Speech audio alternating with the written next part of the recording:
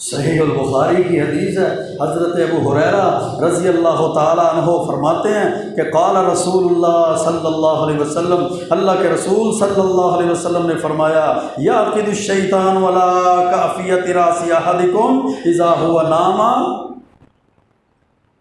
کہ جب تم میں سے کوئی ایک رات کو سوتا ہے نا تو شیطان اس کی گردن پہ، اس کی گدی پر 3 گرے لگا دیتے ہیں، ثلاث عقد، 3 گرے لگا دیتا ہے، یضرب کل عقدۃ علیک لیل طویل، ہر گرا لگانے کے بعد کہتا ہے سو جا، بڑی لمبی رات ہے،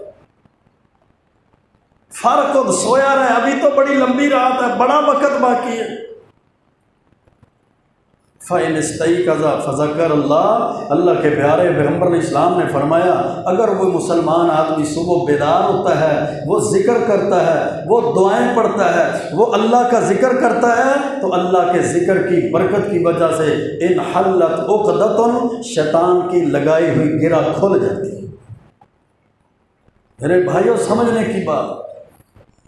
یہ جو ہمارے ذہنوں پر جن اور بھوت اور سائے اور جناب جادو اور ٹونے اور تویز اور گنڈے اور یہ ساری چیزیں جناب چھائی ہوئی ہیں نا، یہ حقیقت میں اللہ کے ذکر سے غفلت کی وجہ سے ہے، یہ اللہ کے ذکر سے دوری کا نتیجہ ہے۔ جب انسان نماز ہی نہیں پڑھتا، جب انسان اللہ کے قرآن کی تلاوت ہی نہیں کرتا، جب انسان اللہ کا ذکر ہی نہیں کرتا، اللہ کے محبوب پیغمبر پر وہ سارا دن اور ساری رات درود ہی نہیں پڑھتا، اس کے 24 گھنٹے اللہ کے ذکر سے غفلت کی وجہ سے گزر جاتے ہیں۔ سب سے بڑا سایہ، سب سے بڑا شیطان، سب سے بڑے جن اور سب سے بڑا جادو اس کے اوپر یہی ہے۔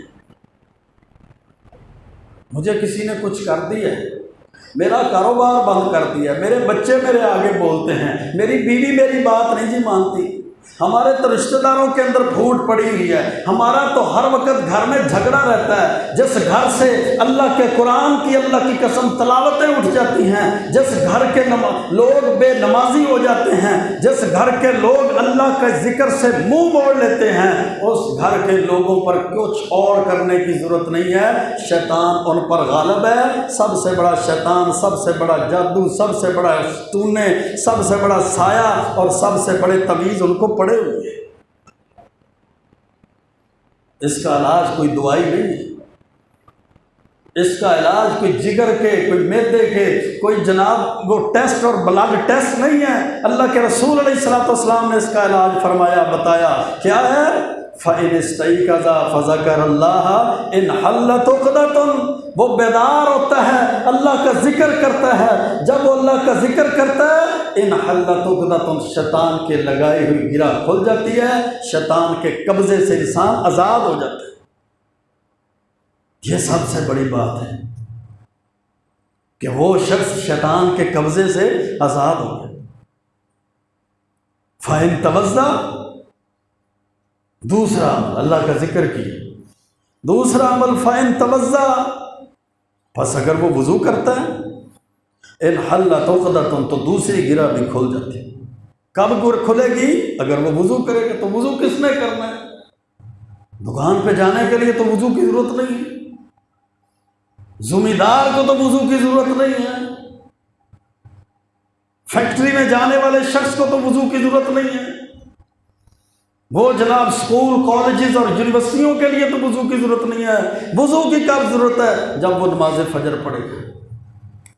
جب وہ نماز فجر کی ادائیگی کرے گا پھر وضو کی ضرورت ہے، پھر وضو کی ضرورت پڑتی ہے۔ اور اس کا فائدہ کیا ہوگا؟ شیطان نے جو سوئے ہوئے انسان کی گدی پہ 3 گرے لگا دی ہیں نا وضو کرنے کی وجہ سے، انحلت عقدۃ، وہ گرہ کھل جائے گی۔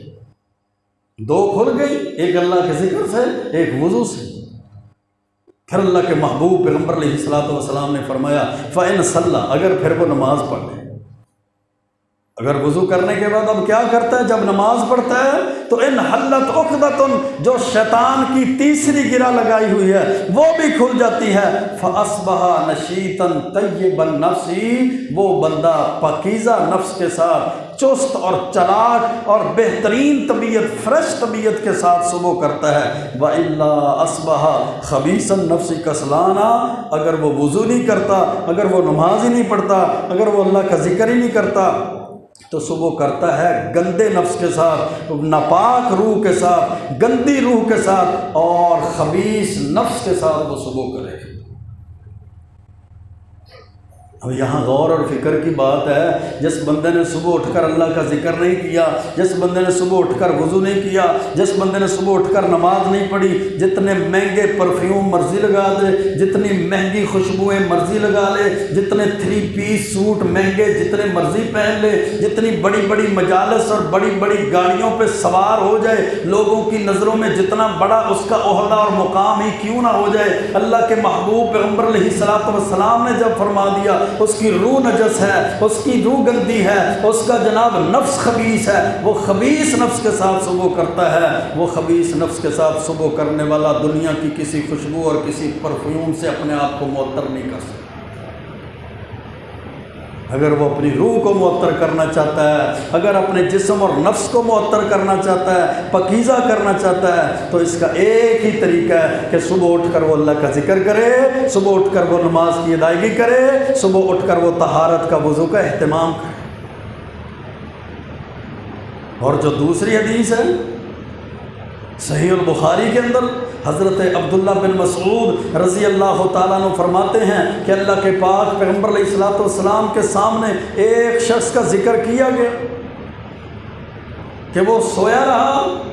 اور اس نے فجر کی نماز نہیں پڑھی، فرض نماز کے لیے نہیں اٹھا، تو اللہ کے پیارے پیغمبر علیہ السلام نے فرمایا میرے صحابہ بال الشیطان فی اذنہ، اس کے کانوں میں تو شیطان نے پیشاب کر دیے۔